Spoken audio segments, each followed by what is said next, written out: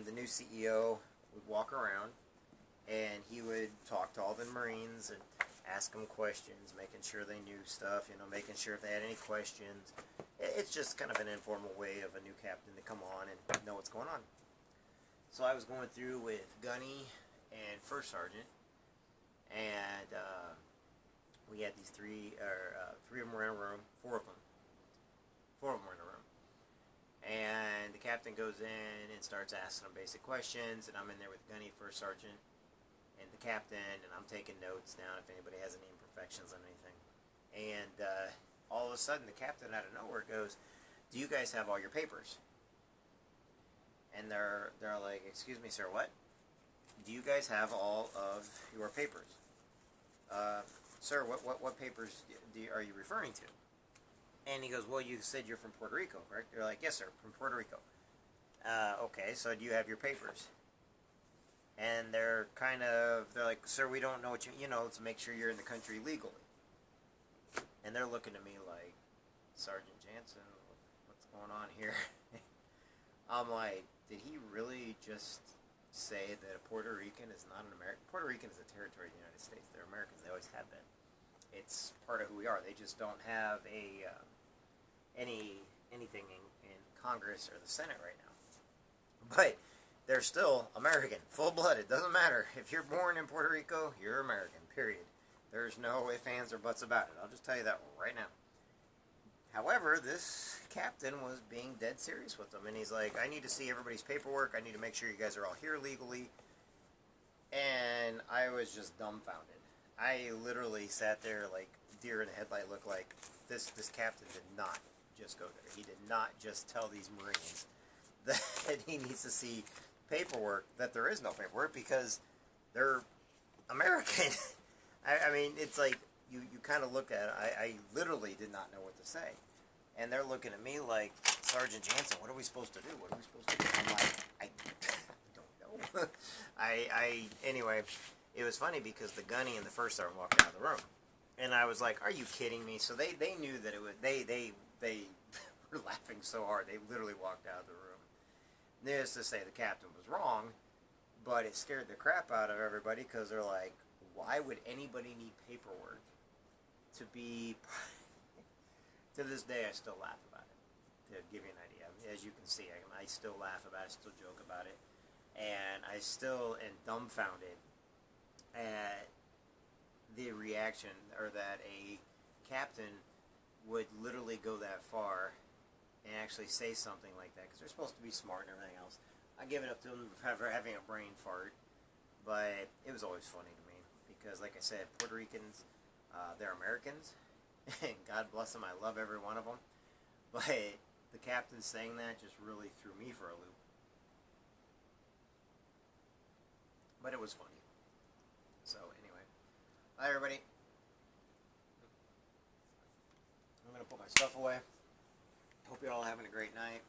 I hope you all know that you matter. Each and every one of you is important. For getting on here at any point. Hey Sherry. Everybody, my friend Sherry. She's awesome. Who else we have on here? Got a lot of people on Instagram watching.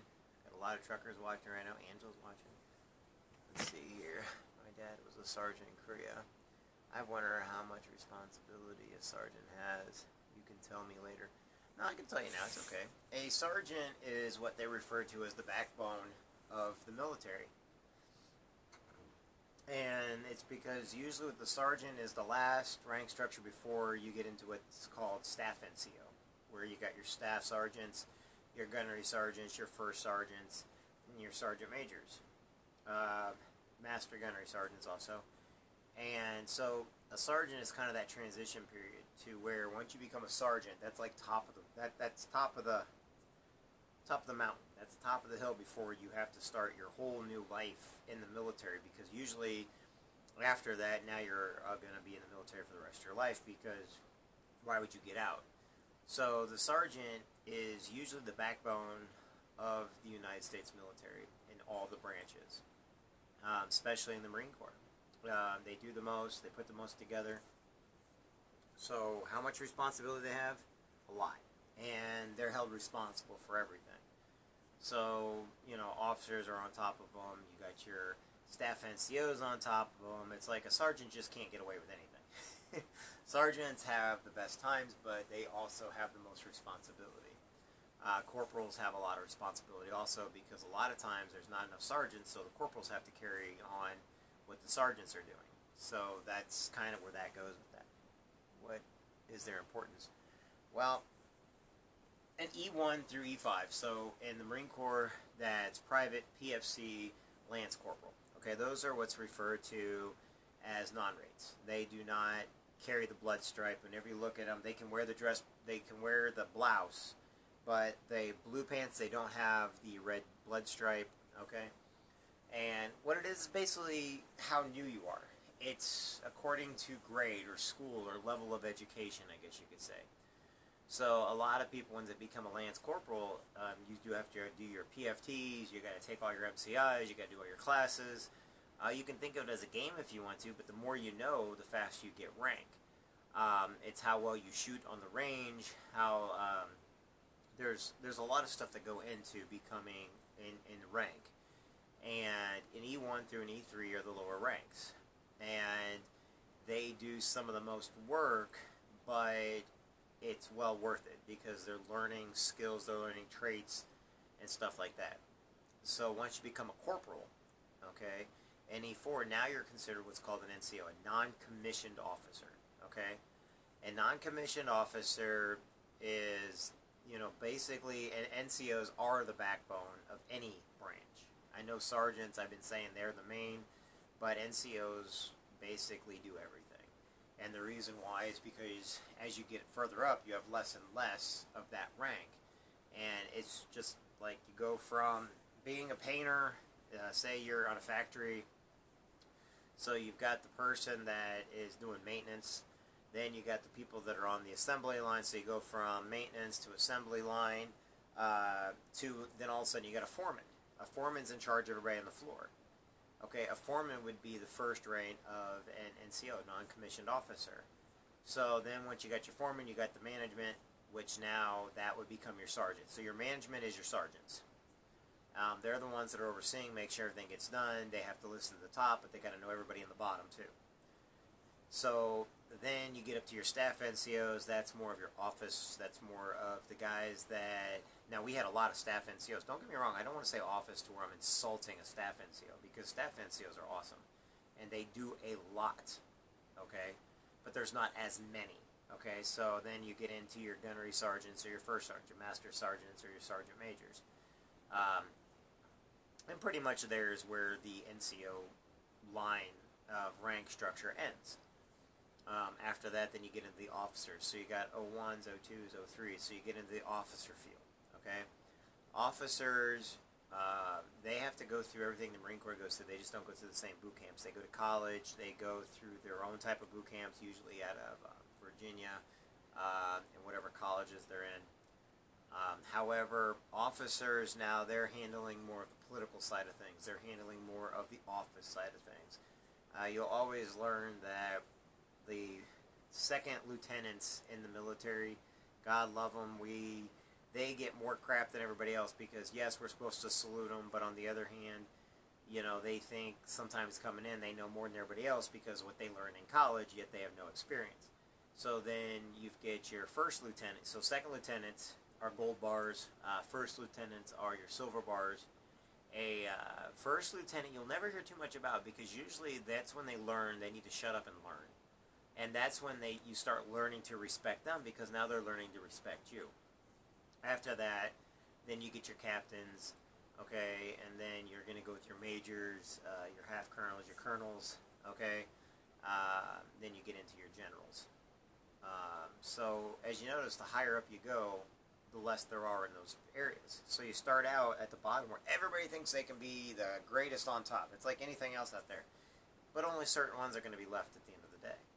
And the people that are left are the ones that run everything. They're the ones that have experience. They're the ones that get through everything. They spend a lifetime doing it. Some of the greatest men I know are sergeant majors and first sergeants I spend a lot of time with. And they are some of the greatest men and women that I've ever met in my life. And I would never have it any other way. There was a guy, he died a couple years back when I was in the Marine Corps. He asked me, he saw that I was a Marine and all this other stuff. Turned out he was an officer in the Marine Corps. I did not know it, but he thought I was an officer in there because I had my college and I had a lot of stuff going on. So when I got out, him and I became great friends. And it's funny, I never once even thought of asking him, but then when he died, it turned out he got out as a captain. And he was actually in Washington quite a bit. He did a lot of politics. He's right here in Quincy, but he ended up dying. Nicest guy you could ever imagine in your life. But him and I always joked.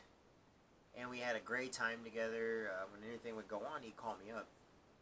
But I learned that he was an officer and I was enlisted. Even though I was a sergeant when I got out, he outranked me.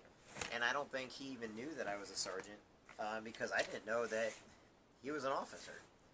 And the reason why I didn't know he was an officer is I never asked. Sometimes if you don't ask, you won't know. You just are friends with people because you love them for who they are, not for what they've done. And that's the thing about the military, is a lot of people, they have had ranks. I'm in the Marine Corps League, and we have officers and enlisted that come in. I'm a commandant on the Marine Corps League here in Quincy, and that's an officer position, but I was never an officer when I was active. But now I am. I also sit as chaplain for the Devil Dogs. Woof woof, if you're a devil dog out there. So, which is pretty neat. Let's see here. But is sergeant the lowest manager? No. A corporal would be the lowest manager. Virginia. So yeah, no, a corporal would be the lowest manager. Lance corporals, you'll hear the term a lot. It's just a joke, but they call it the terminal Lance corporal. I saw a really funny joke, and I think I'm going to remember this one. I'm not good at jokes, but this one's really funny, and it was a military joke on there.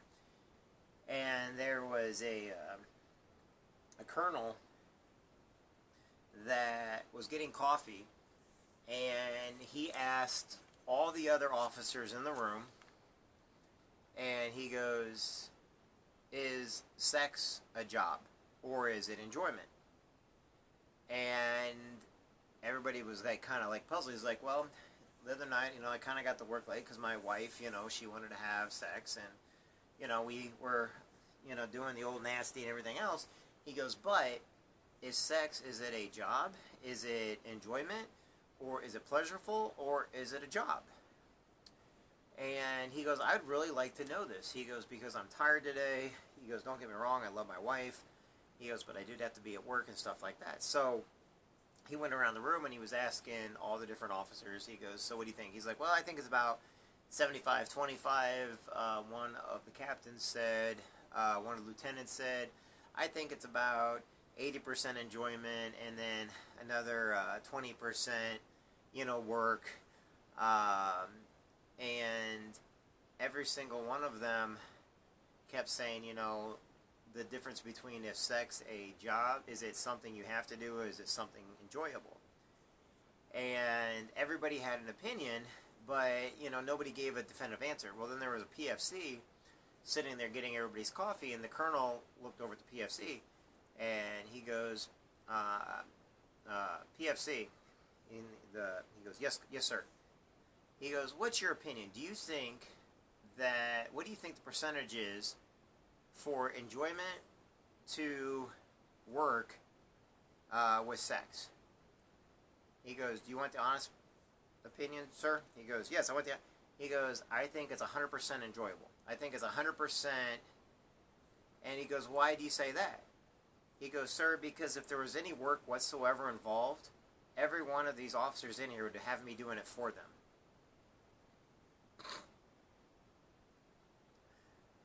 Because they make them do all their work for him, anything that's considered work, they do for him. He does for them. So he says, I think it's 100% enjoyable, because if there's even 1% work, I'd be... Anyway, I thought it was funny, and yes, that's how the joke goes. Deal with it. I thought it was freaking hilarious. And, because like I said, when it comes to officers enlisted, officers are always telling us what to do, and we have to get it done, yes or no, sir. We know how to make officers mad, though. Don't get us wrong. But for the most part, we all work together, and we all love each other. It's just one big family. So I wish it was my joke. It wasn't. It was just on Facebook page. So that being said, everybody, I've wasted enough of your time tonight. I just want you to know each and every one of you matters. Each and every one of you is important. And I just had to clear my mind a little bit tonight, and I was getting some stuff done. I'm awake. So know this, each and every one of you matters. Each and every one of you makes a difference. And I am blessed for knowing each and every one of you. So if you guys have any questions, you guys want anything from me, make sure to get a hold of me. I'm Jeffrey Jansen. Today is January 6th, 2020. Oh, I'm wrong. It's 12/28, which means today is January 7th. Da, da, da, da. Okay, I guess we're going to start a whole new thing. No, I'm just kidding. So, y'all have a great evening. Love y'all. Have a good one. And I look forward to hearing from everybody later. Have a good one. God bless. Bye, everybody. And if you need anything, get a hold of me. Love you guys.